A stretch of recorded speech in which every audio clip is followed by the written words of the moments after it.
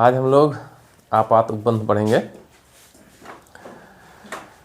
आपात उपबंध भाग 18 में अनुच्छेद 352 से 360 तक इसका वर्णन किया गया है संविधान में। ठीक है। आपात है क्या? आपात मतलब जब कभी भी कोई विषम परिस्थितियां देश के ऊपर आ जाती हैं तब राष्ट्रपति आपात की उद्घोषणा करता है। भारत में आपात की उद्घोषणा 3 प्रकार से की जाती है। एक राष्ट्रीय आपात, दूसरा राज्यों में संवैधानिक तंत्र विफल या राष्ट्रपति शासन, और तीसरा है वित्तीय आपात। ये 3 प्रकार के आपात हमारे संविधान में दिए गए हैं। तीनों की घोषणा राष्ट्रपति ही करता है।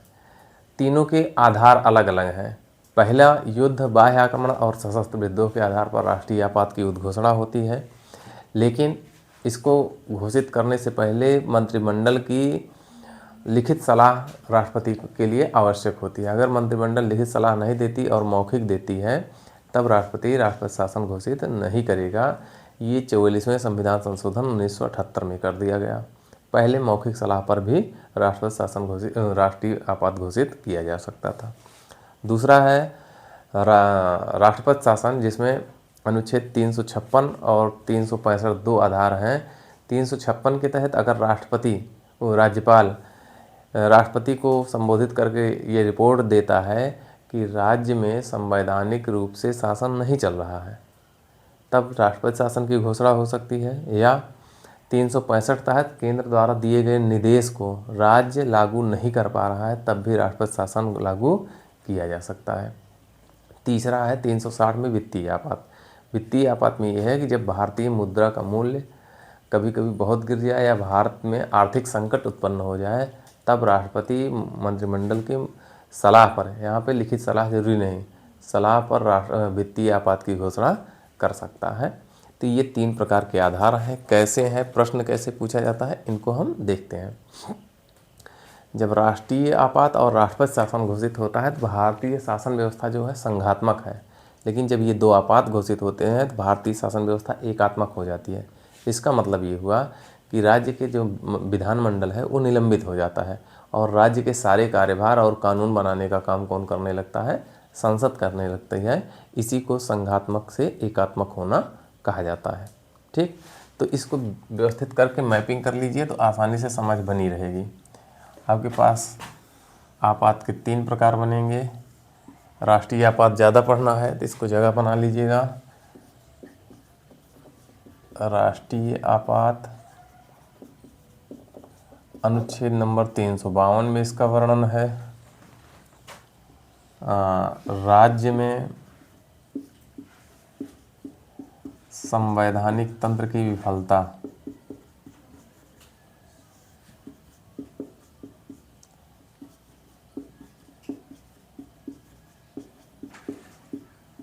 या राष्ट्रपति शासन, ये अनुच्छेद 356 में इसका वर्णन है। और तीसरा है वित्तीय आपात।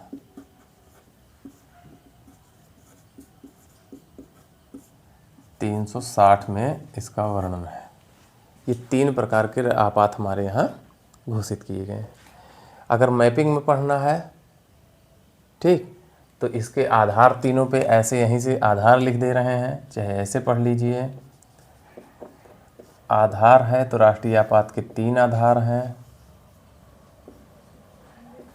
युद्ध, बाह्य आक्रमण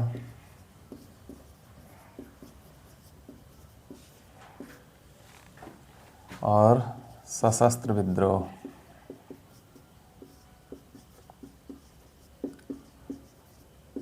ठीक, ये 44वें संविधान संशोधन द्वारा 1978 में आंतरिक अशांति के स्थान पर जोड़ा गया।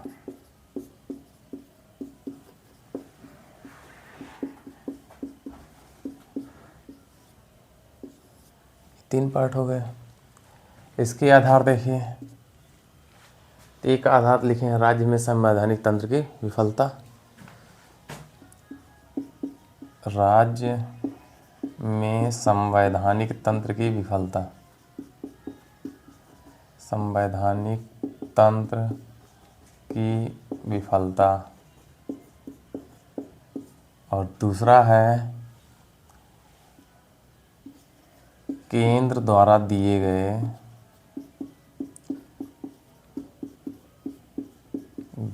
निर्देशों के पालन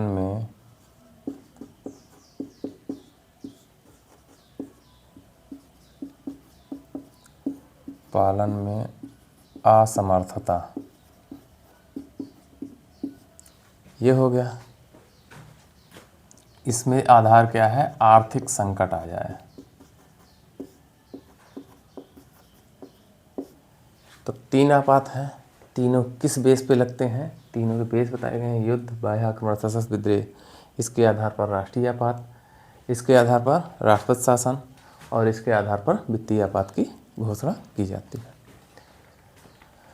घोषणाकर्ता कौन है? तो उद्घोषणा राष्ट्रपति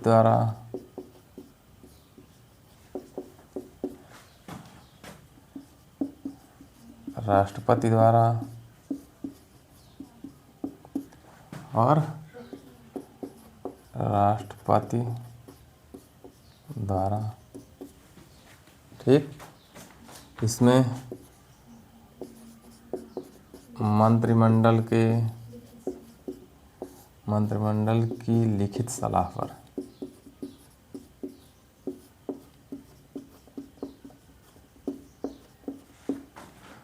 ये मंत्रिमंडल की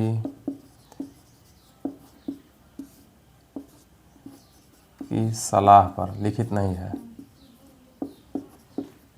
और वही चीज़ यहाँ है।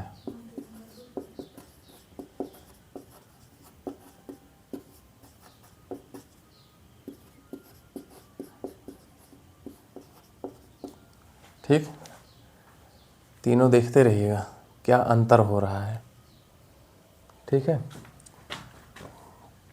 फिर संसद द्वारा अनुमोदन। ठीक। तो 1 माह या 30 दिन के भीतर इसमें 2 माह या 60 दिन के भीतर, 2 माह या 60 दिन के भीतर। टॉपिक समझते रहिएगा, तकनीक देखते रहिएगा। पिछले से अब की बार तकनीक बदल गई। इतना हो गया, समझ में आया? अब अगला क्या है? जब ये अनुमोदन कर दिया तो लागू कितने दिन के लिए होगा?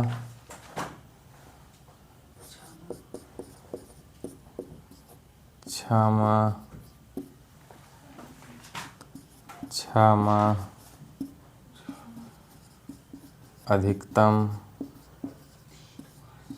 3 वर्ष,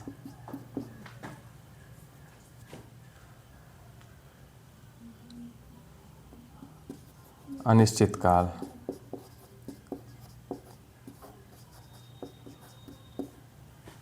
ठीक। एक बार में घोषणा हो गई तो 6 माह काम करते रहते हैं।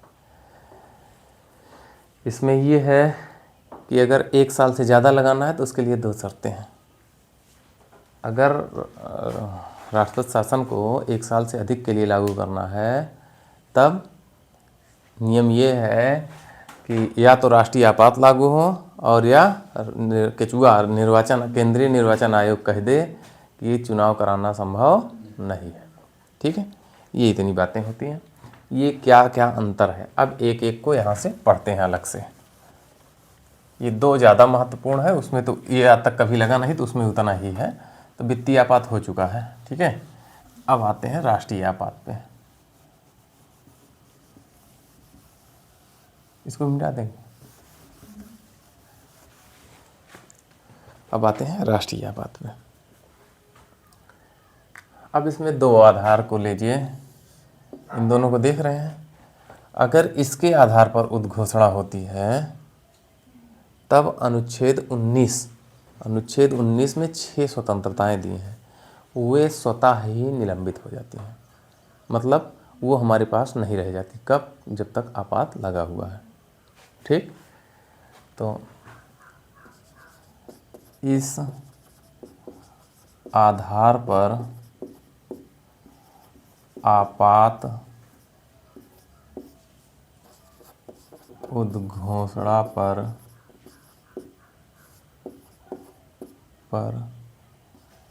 अनुच्छेद 19 के तहत 6 स्वतंत्रताएं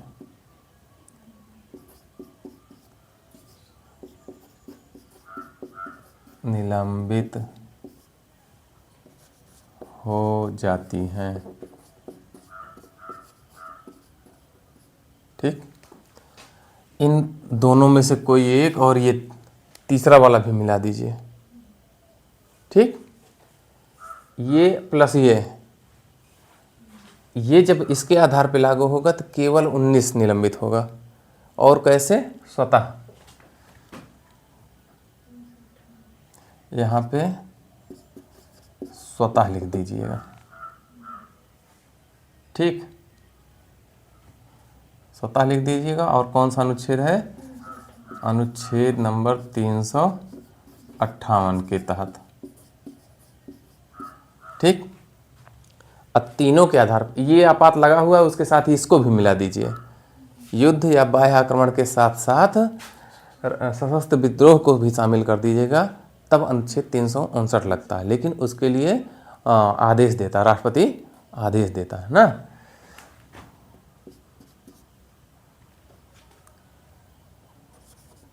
युद्ध या बाह्य आक्रमण, इसमें या लगाए हैं तो दोनों में से कोई एक के साथ सशस्त्र विद्रोह के आधार पर आपात की उद्घोषणा होने पर राष्ट्रपति आदेश देकर अनुच्छेद 359 लागू करता है। ठीक, समझ में आया?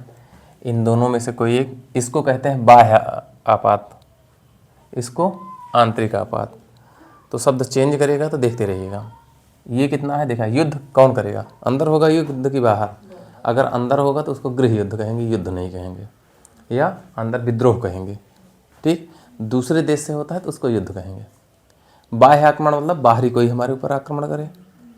ठीक, तो इन दोनों के साथ अगर बाहर से कोई आक्रमण किया प्लस अंदर भी, हमारे देश के अंदर भी विद्रोह शुरू हो गए हैं, तब दोनों आधार पर तब राष्ट्रपति अनुच्छेद 359 की घोषणा करता है और ये आदेश देता है। ये स्वतः है, देखिएगा। और यहाँ क्या हो रहा है? आदेश दे रहा है। ठीक, तो आदेश देकर अनुच्छेद 359 लागू करेगा। अब इसमें होता क्या है? तो इसके तहत अनुच्छेद 20 और 21 को छोड़कर सारे निलंबित होते हैं, या अनुच्छेद 20, 21 जीवित रहता है, शेष सभी निलंबित हो जाते हैं। तो अनुच्छेद 20, 21 को छोड़कर सभी मूल अधिकार निलंबित हो जाते हैं।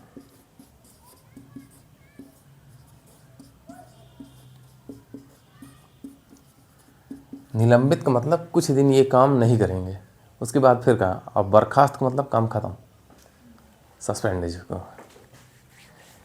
ठीक, क्या हो जाएंगे? निलंबित।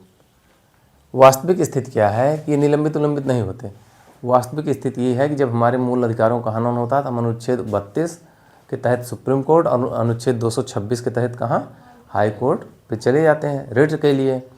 होता क्या है, जब अनुच्छेद 359 लागू होता है तो उसमें अनुच्छेद 32 और अनुच्छेद 226 के तहत जो हम हाई कोर्ट और सुप्रीम कोर्ट जा रहे हैं वो जाने का अधिकार वह हमारा खत्म हो जाता है, इसलिए ये सारे मूल अधिकार खत्म होते हैं। सही सहित अनुच्छेद 32 और 226 ही निलंबित होते हैं।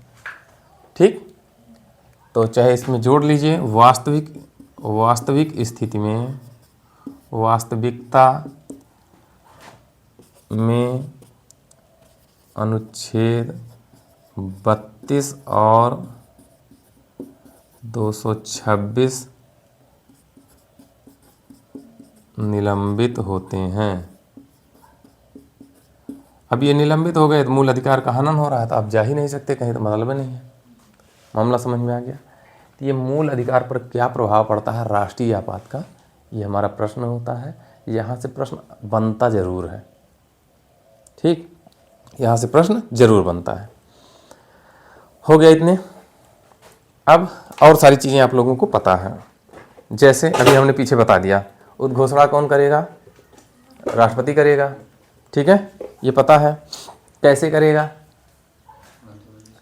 मंत्रिमंडल की लिखित सलाह पर, शब्द जोड़िएगा। राष्ट्रपति जो आपातकाल की घोषणा करता है वो पूरे भारत के लिए या कुछ उसके किसी एक भाग के लिए कर सकता है। जरूरी नहीं कि पूरे भारत के लिए ही करे, किसी एक राज्य, किसी एक क्षेत्र के लिए भी आपात घोषणा कर सकता है। ये क्लियर है, ये बता दिए है ना।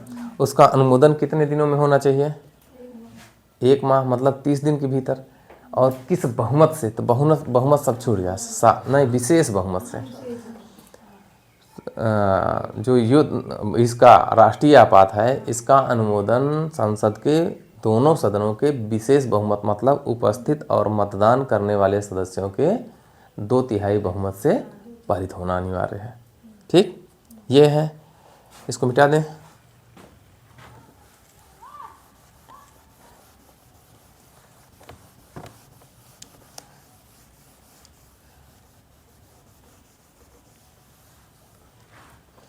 ठीक, इतना हो गया। तो अनुमोदन जो होता है इसका संसद के दोनों सदनों के उपस्थित एवं मतदान करने वाले सदस्यों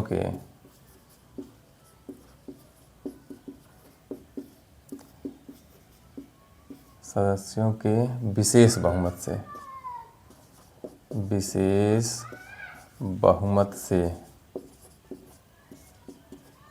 विशेष बहुमत को 2/3 बहुमत कहा जाता है। ठीक, और कितना से 1 माह के भीतर ये चाहिए, अनुमोदन हो जाना चाहिए इसका। नहीं हुआ तो हाँ, आपात खत्म हो जाएगा। अगर अनुमोदन नहीं हो पा रहा है तो आपात ऑटोमेटिक खत्म हो जाएगा। ठीक है, ये हो गया। और अगर एक बार अनुमोदित हो गया तो कितने दिन काम करेगा? 6 माह। पीछे बताए हैं 6 माह वो लागू करेगा। ये दोनों 6 माह ये अनिश्चित काल तक लागू रहेगा, उसमें ये व्यवस्था नहीं दी गई है। ठीक है, अब उद्घोषणा समाप्ति, आपात समाप्ति कैसे करोगे? तो कौन करता है? राष्ट्रपति द्वारा कभी भी। राष्ट्रपति जब चाहे तब वो इसको आपात की उद्घोषणा वापस ले सकता है। ठीक है, दूसरा क्या है? कब कब समाप्त हो सकता है? एक तो राष्ट्रपति जब चाहे ले ले, दूसरा है संसद अनुमोदन ही न करे। अगर संसद अनुमोदन नहीं कर रही तब भी तो 1 महीने में समाप्त हो जाएगा। हाँ, अनुमोदन न करें तो दूसरा और लोकसभा साधारण बहुमत से पारित कर दे। लोकसभा के साधारण बहुमत के अनुमोदन से या पास करने के प्रस्ताव से संसद के अनुमोदन न करने पर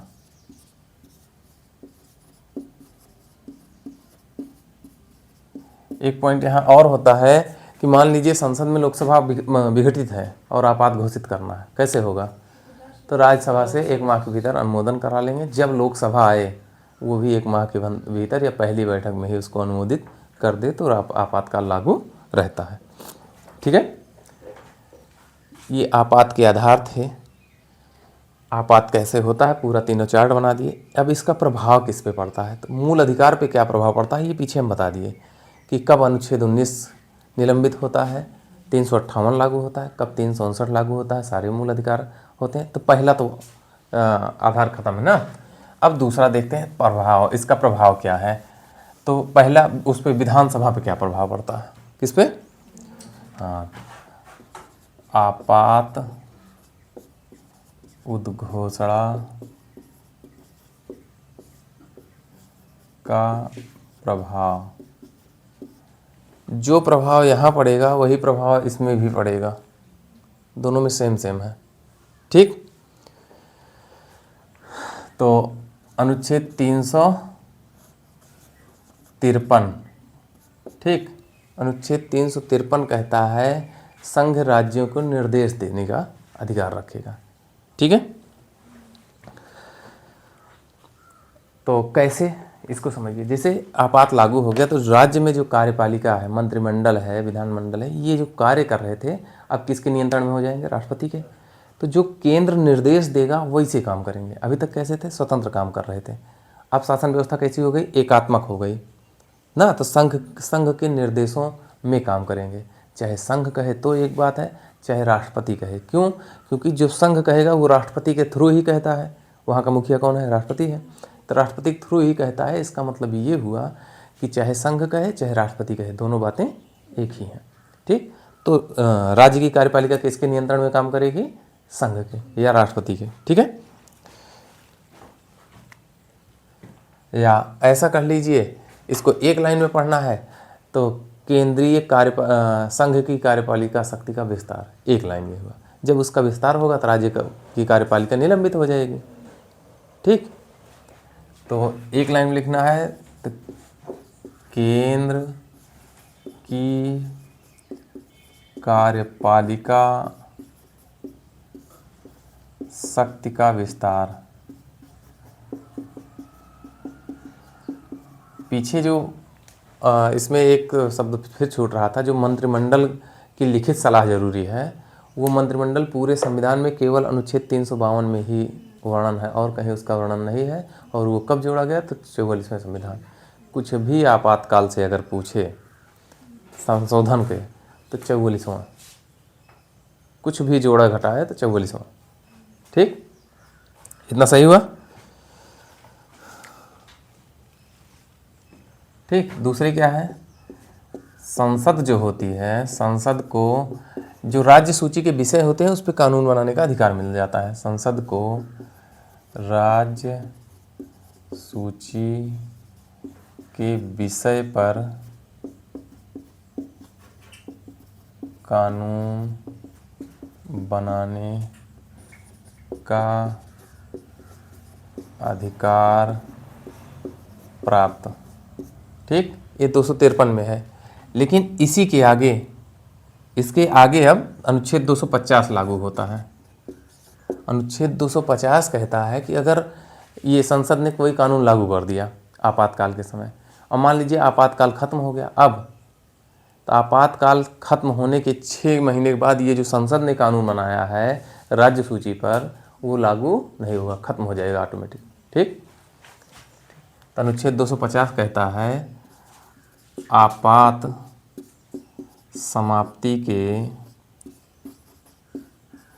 6 माह बाद संसद का कानून, संसद द्वारा बनाया गया कानून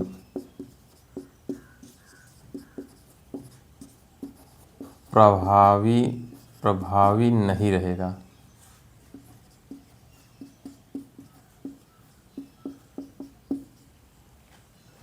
मामला समझ में आया?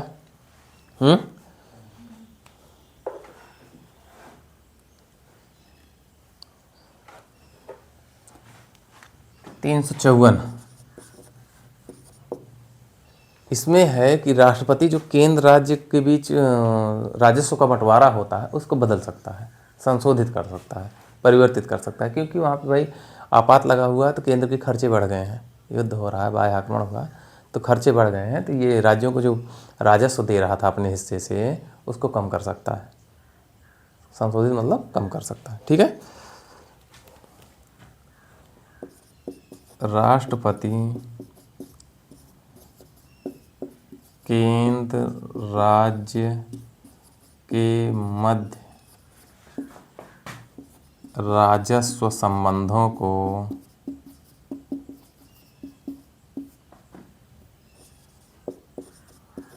संशोधित कर सकता है।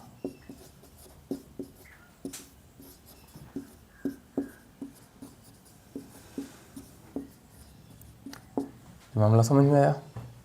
इतना हो गया। ये तो था कार्यपालिका पर। ठीक, अब है कार्यकाल। ठीक, तो लोकसभा तथा विधानसभा के कार्यकाल पर प्रभाव।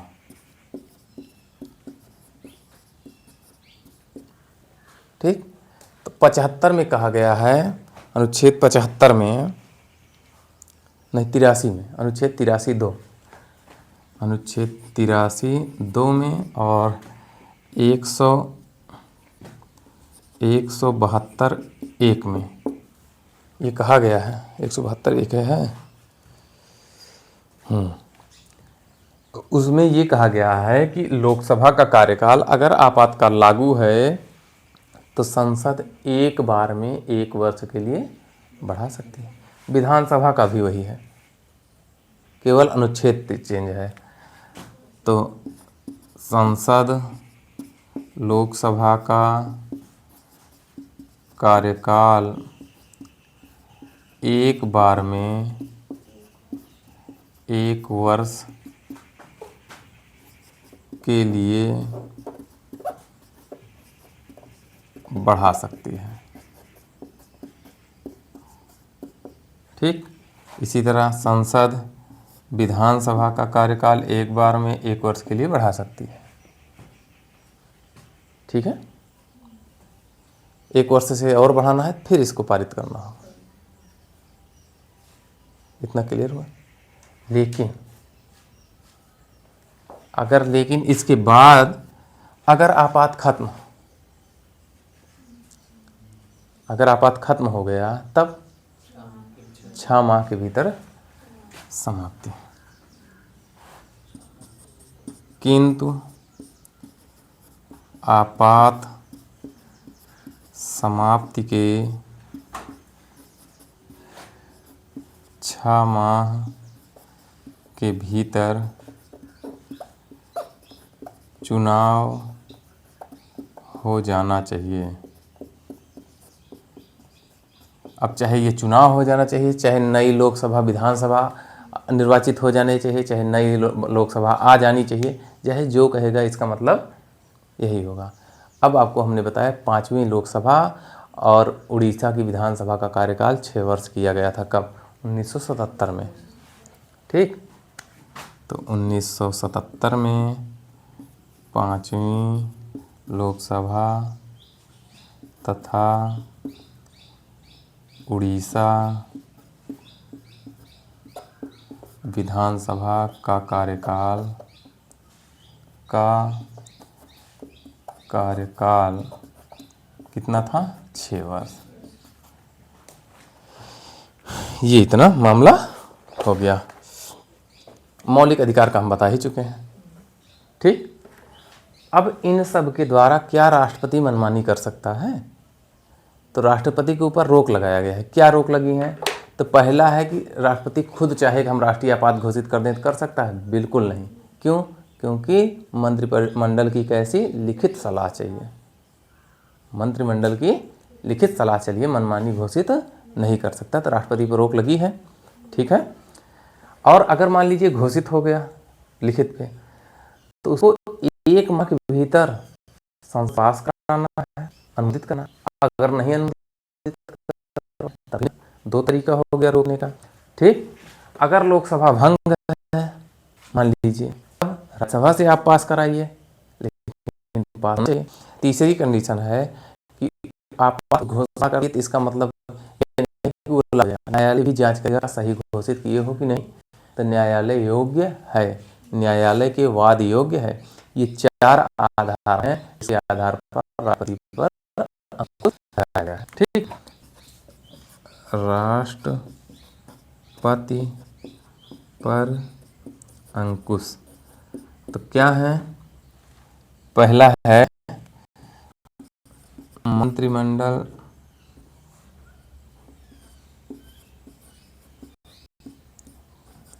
की कैसी सलाह? लिखित सलाह पर।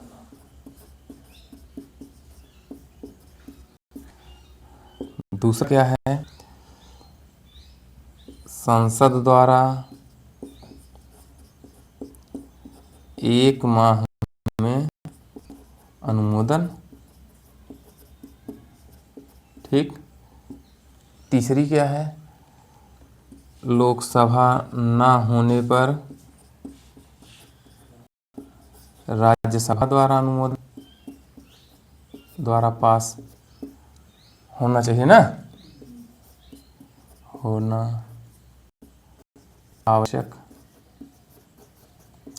और अंतिम है न्यायालय के वाद योग्य ना। आधार कैसा है? हाँ, न्यायालय योग्य। आपात उद्घोषणा न्यायालय वाद योग्य। ये 4 आधार हैं जिसके आधार पर राष्ट्रपति के मनमानी कार्यों पर रोक लगाई जा सकती है। ये था हमारा राष्ट्रीय आपात। मामला पूरा समझ में आया? राष्ट्रपति शासन आधार बता ही चुके हैं, मिटा दें।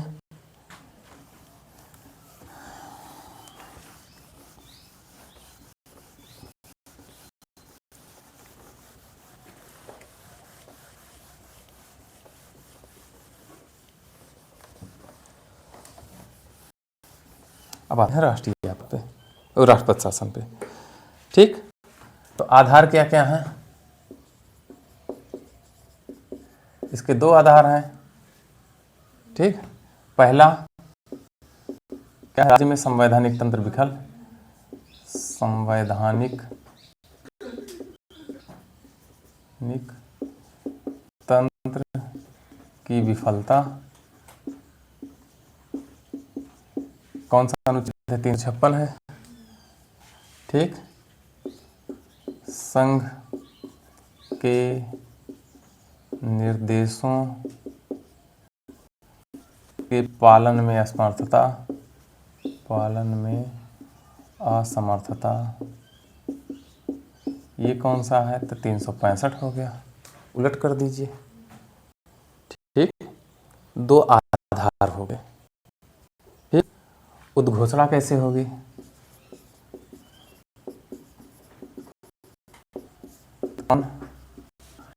राष्ट्रपति द्वारा। कैसे?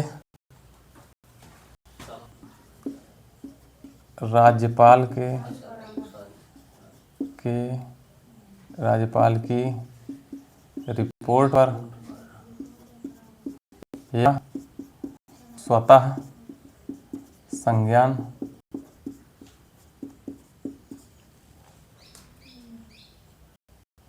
ना। और दूसरा आधार क्या है? 2 बताए थे।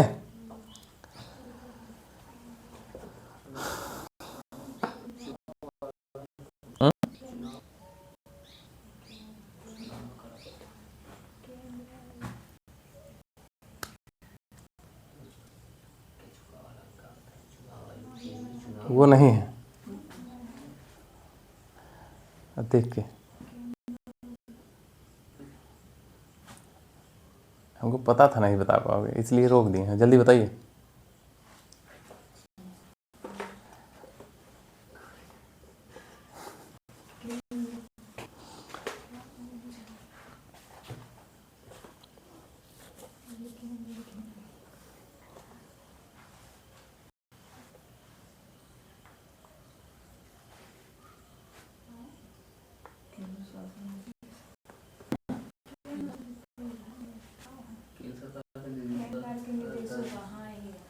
ये हो गया। हुआ क्या? ये दो आधार हैं,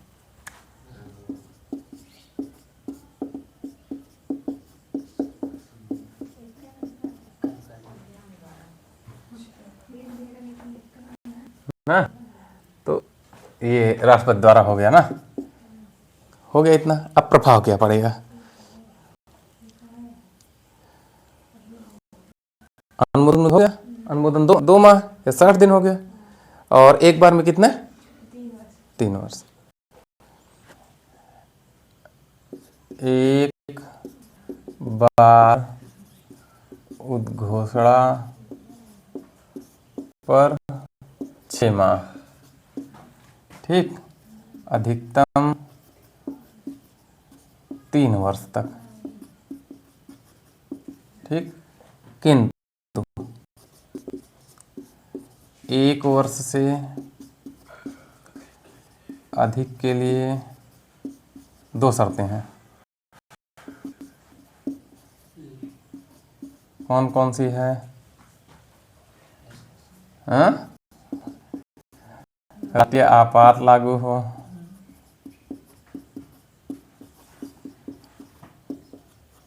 दूसरा केचुआ, केंद्रीय चुनाव आयोग चुनाव कराने में असमर्थ हो, या ये कह दे कि 6 महीने में चुनाव कराना संभव। केंद्रीय चुनाव आयोग चुनाव कराने में असमर्थ हो, रिपोर्ट दे दे राष्ट्रपति को, भाई चुनाव नहीं कराया जा सकता। केंद्रीय चुनाव आयोग, नहीं सोचिए केचुआ क्या है, ठीक। बढ़िया नाम ढूंढेंगे, नहीं याद हो जाएगा। हो गया प्रभाव। इसका प्रभाव क्या पड़ेगा? तो वही जो पिछला पड़ा है। शासन व्यवस्था कैसी हो जाएगी? एकात्मक। शासन व्यवस्था एकात्मक हो जाती है। मतलब केंद्र जो निर्देश दे उसको पालन करिए, आपकी कार्यपालिका निलंबित है, केंद्र या राष्ट्रपति के शासन द्वारा ही ये काम होगा, वो जो कहेंगे वो करना पड़ेगा, ठीक है। अब ये हो गया ना। इसका मतलब क्या हुआ? राज्य के प्रशासनिक तंत्र पर किसका नियंत्रण? प्रशासनिक तंत्र पर राष्ट्रपति का नियंत्रण।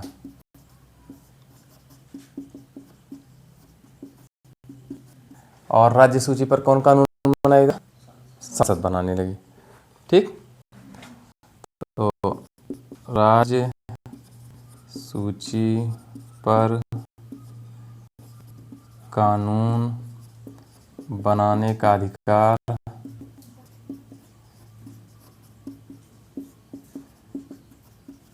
क्यों? क्योंकि विधानसभा निलंबित है। मामला इतना समझ में आ रहा है। अब फिर वही राष्ट्रपति शासन समाप्ति के 6 माह बाद ये कानून लागू नहीं हुआ। अब इसकी समाप्ति देख लीजिए कैसे होगी। तो भी ठीक है, किसके द्वारा? राष्ट्रपति द्वारा। किसी की सलाह की जरूरत नहीं, समाप्ति में किसी की सलाह की जरूरत नहीं है। हाँ, किसी के अनुमोदन की भी आवश्यकता नहीं है। ये इतना हो गया। अब इसके बारे में 2-3 लोगों ने स्टेटमेंट कहा है। जैसे डॉक्टर भीमराव अंबेडकर ने कहा है कि ये भारतीय संविधान का राष्ट्रपति का राष्ट्रपति शासन का अधिकार जो है मृत पत्र कहा है इसको। अंबेडकर ने क्या कहा? राष्ट्रपति शासन को मृत पत्र कहा है। तो 2 BR अंबेडकर तो राष्ट्रपति शासन संविधान का मृत पत्र है का मृत पत्र है। और एक KM नाम्बियार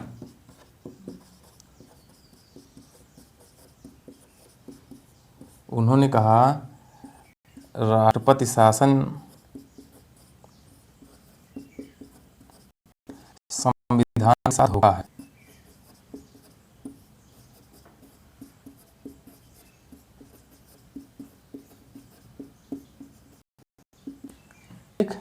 ये 2 लोगों ने 2 स्टेटमेंट दिया। क्यों दिया? पहले जब संविधान सभा बैठी थी तो उसमें कहा गया कि इसका कोई काम नहीं है, इसकी कभी ज़रूरत ही नहीं पड़ी। लेकिन आज तक कितनी बार लागू हुआ है ये? तो 128 बार। 128 बार राष्ट्रपति शासन हो गया। सर्वाधिक कहाँ ना? सर्वाधिक जो है मणिपुर और यूपी 10 बार लगा हुआ है। कभी नहीं लगा छत्तीसगढ़ तेलंगाना, छत्तीसगढ़ और तेलंगाना यहाँ कभी नहीं लगा। सर्वाधिक समय तक अगर देखेंगे तो जम्मू कश्मीर,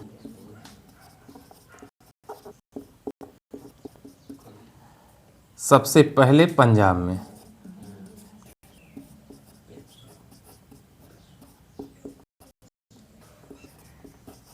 पंजाब को पहले पेप्सू कहा जाता है। पेप्सू शब्द लिख लीजिएगा, पी से पटियाला, फिर पी से ऐसे करके एक एक शब्दों से वो बना हुआ पेप्सू कहा जाता है। बाद में ये पंजाब बन गया। पंजाब मतलब 5 नदियों के बीच के आब मतलब नदी बीच का क्षेत्र, 5 नदियों की भूमि जिसको कहा जाता है उसी को पंजाब कहा जाता है।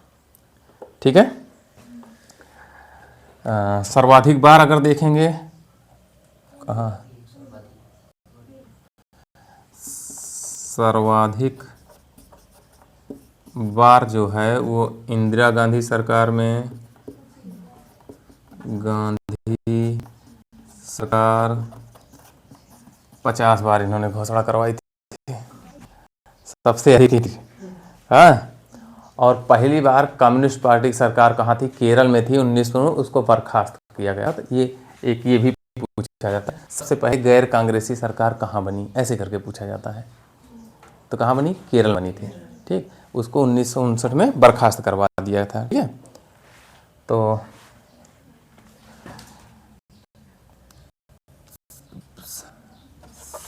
सबसे पहले केरल की कम्युनिस्ट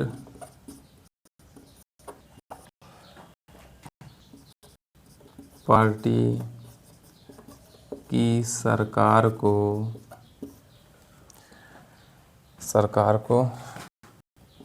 1959 में बर्खास्त किया गया था, समाप्त कर दिया गया था। ठीक हो गया। अब केंद्र राज्य संबंध को लेकर बहुत विवाद रहता है। तो एक व्यक्ति थे सरकारिया, इसको ऊपर मिटा, कुछ और बचा हुआ है थोड़ा सा।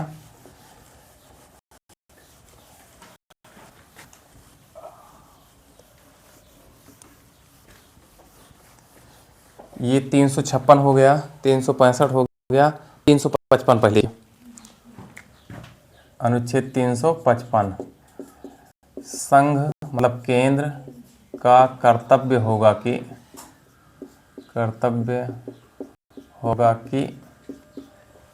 राज्यों की रक्षा करे। ठीक, राज्यों की रक्षा करे।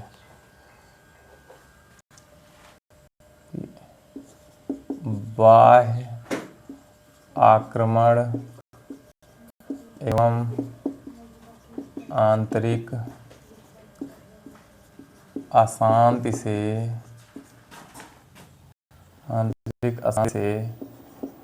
राज्यों की रक्षा करे। इसी को दूसरी भाषा में सशस्त्र बलों की तैनाती, राज्यों में सशस्त्र बलों की तैनाती कहते हैं।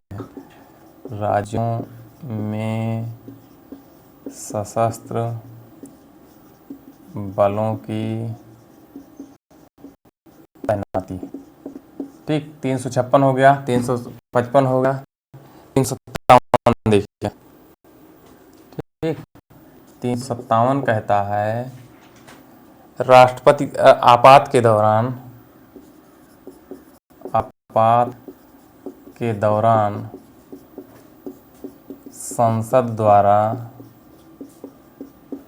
बनाया गया कानून, जो कानून बनाती है संसद, उसको संसद ही संशोधित करेगी, संसद द्वारा बनाया गया कानून संसद ही संशोधित करेगी, संशोधित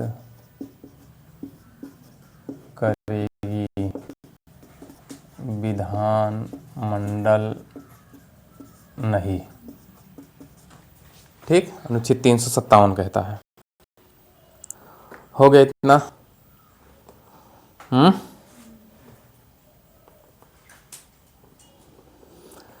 अब वही रणजीत सिंह सरकारिया एक केंद्र राज्य संबंध में समिति है, उसका रिपोर्ट दिया है, ये है। उसके बाद ये टॉपिक यहीं पे समाप्त होगा। एक सरकारिया समिति थी, क्यों गठित हुई थी? केंद्र राज्य संबंध के संबंध, केंद्र राज्य संबंध से संबंधित है ना। अध्यक्ष कौन थे? रणजीत सिंह सरकारिया। ठीक, सदस्य कौन थे? B Sivaraman plus SN Sinha, ये 3 लोग थे। अब इन्होंने राज्यपाल के बारे में क्या कहा? अपनी रिपोर्ट दी है, लागू नहीं हुआ है, तो सुन लीजिए, जरूरत पड़ेगी तो इसको रोक के वीडियो लिख लीजिएगा। पहला शब्द उन्होंने, पहली लाइन उन्होंने कही 356 के संबंध में। इन्होंने कहा कि अभी जो 356 क्या था, राज्यपाल की रिपोर्ट आवश्यक है, और दूसरा क्या था, राष्ट्रपति स्वतः संज्ञान। तो इन्होंने कहा जो ये राष्ट्रपति स्वतः संज्ञान ले रहा है, इसको हटा दीजिए, केवल राज्यपाल की लिखित रिपोर्ट अनिवार्य कर दीजिए। राष्ट्रपति शासन तभी घोषित होगा जब राज्यपाल रिपोर्ट दे। समझ में आया? स्वतः संज्ञान से आप ना लगाएं, पहला उन्होंने कहा। ठीक है। दूसरा उन्होंने ये बताया कि जो राज्यपाल है उसकी नियुक्ति करते समय जिस राज्य में राज्यपाल की नियुक्ति हो रही है उसके मुख्यमंत्री से सलाह ले जानी चाहिए। जैसे मान लीजिए उत्तर प्रदेश में किसी राज्यपाल की नियुक्ति हो रही है, तो उसकी नियुक्ति करते वक्त राष्ट्रपति उत्तर प्रदेश के मुख्यमंत्री से सलाह ले। ये कहा, 2 टॉपिक बताए। पहला कहा कि राज्यपाल की नियुक्ति करते समय वहाँ के मुख्यमंत्री से सलाह लीजिए। जैसे मान लीजिए केंद्र में दूसरी सरकार है, राज्य में दूसरी, तो वहाँ पे अपने करेंगे ताकि काम न होने पर। अभी तमिलनाडु का मामला हो गया था, तो यही है कि मुख्यमंत्री की सलाह पे आप नियुक्त करिए जिसको करिए, पहला। दूसरा ये कहा कि जो राष्ट्रपति शासन घोषित कर रहे हो उसमें राज्यपाल की रिपोर्ट अनिवार्य है। जो राष्ट्रपति स्वतः संज्ञान लेता है उसको नहीं ले सकता। 2 टॉपिक हो गए। तीसरा, जो राज्यपाल रिपोर्ट देगा वो नहीं होना चाहिए, अगर ऐसा है तो उसका न्यायालय परीक्षण भी करेगा। ठीक, राज्यपाल के बारे में 3 पॉइंट आया, किसने? सरकारी आयोग ने। दूसरा, उन्होंने कहा कि जो संवैधानिक तंत्र की विफलता लिख रहे हो, संवैधानिक तंत्र की विफलता, इसको ऐसे मत लीजिए कब विफल हो रहा है, उसके कुछ पॉइंट दिए कब कब ये विफल हो रहा है।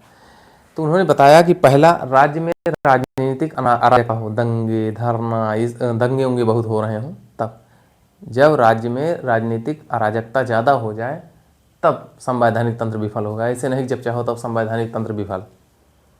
पहला समझ में आया। दूसरा, उन्होंने कहा कि अगर राज्यसभा सरकार राष्ट्र के देश के विरोध में कोई गतिविधि चला रही है, राज्य सरकार देश विरोधी गतिविधियां चला रही है, तब भी राष्ट्रपति शासन घोषित किया, वो संवैधानिक तंत्र की विफलता माना जाएगा। समझ में आ रहा है। पहला क्या कहा, राजनीतिक तंत्र विफल हो गया है। दूसरा, राज्य सरकार राष्ट्र विरोधी गतिविधियां चला रही है। तीसरा, कोई बहुत बड़ी प्राकृतिक आपदा आ गई जिसको राज्य सरकार जिससे निपटने में सक्षम नहीं है, समर्थ नहीं है। ये तीसरा हो गया। चौथा, किसी अन्य आधार पर। ये जो चौथा हो गया किसी अन्य आधार, तो उसमें अन्य में तो सब आ गया, इसी कारण इसको लागू नहीं किया जा सका। तो ये 4 आधार हमारे बनते हैं। ठीक, पहला था राष्ट्रीय आपात, दूसरा राष्ट्रपति शासन, तीसरा वित्तीय में हमने बता दिया। घोषित कौन करेगा, राष्ट्रपति करेगा। अनुमोदन कितने दिन में होना चाहिए, 2 माह के भीतर।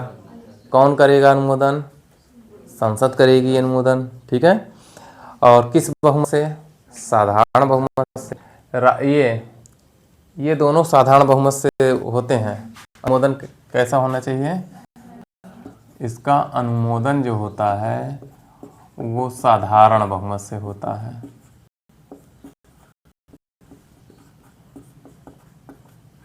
कब, 2 माह, दोनों में 2 माह के भीतर है।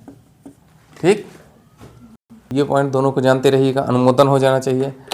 अब वित्तीय आपात घोषित हो गया तो कितने दिन तक के लिए, अनिश्चित काल तक। ये दोनों राष्ट्रीय और राष्ट्रपति शासन 6-6 माह के लिए थे, वो अनिश्चित काल के लिए है। ये क्लियर हुआ। और क्या था, ये राष्ट्रीय आपात जो था मंत्रिमंडल की लिखित सलाह पे था, ये केवल मंत्रिमंडल की सलाह पर होगा। ठीक, और वापसित राष्ट्रपति कभी भी वापस ले सकता है। और एक खासियत इसकी है कि ये आज तक कभी लागू नहीं हुआ। ठीक, तो हम लोगों का ये आपातकाल उपबंध भाग 18 में 352 लेकर 360 अनुच्छेद तक था। हमने सारे अनुच्छेद इसमें तकनीकी किया है, कहाँ कहाँ प्रश्न पूछते हैं, गलतियाँ होती हैं, उसको हमने आपको समझा दिया। ये टॉपिक यहीं खत्म हुआ।